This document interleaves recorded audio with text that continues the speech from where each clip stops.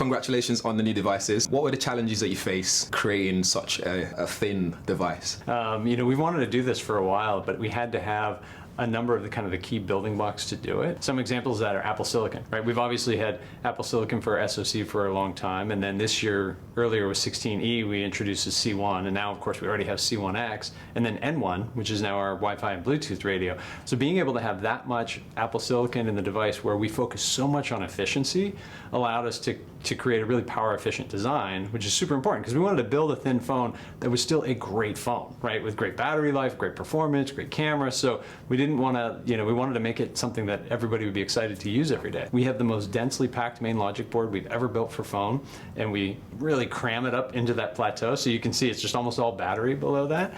And then, of course, once you make something that thin, you got to do a lot of work to make sure it's really durable. And so we put ceramic shield on the back for the first time. We have ceramic shield 2 on the front, and then that titanium frame, which just provides tremendous strength. And as we said in the keynote, this is actually more durable than any previous iPhone. Why is it not called iPhone 17 Air? Because it's iPhone Air. How many iterations did you go through before you arrived at that final design? It's really fun. The way we work, we have an incredible design team. The design team, the engineering team, the manufacturing team, we're always working together from the very beginning to design these products. And so there's always a lot of back and forth. Many team members contributing ideas. What if we did this? How can we push on this? Could we make it better this way? I mean, in the end, it's lots and lots of iterations, but that's kind of what we do. It's always a collaborative, iterative process. New color.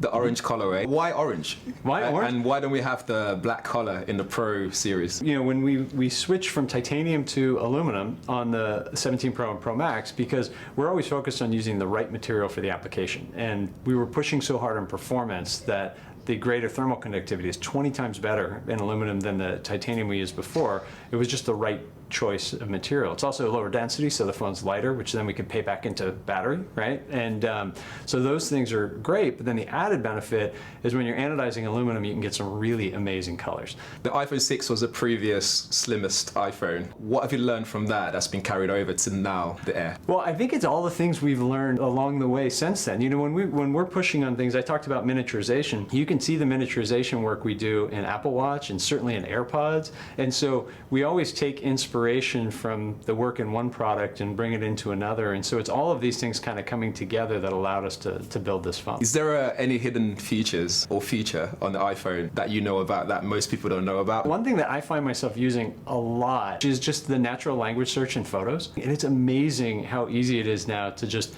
search for the thing you're looking for and have it pop right up. Amazing. Thank you so much. Oh, thank you. Thank you. Fun. All right. Thank you.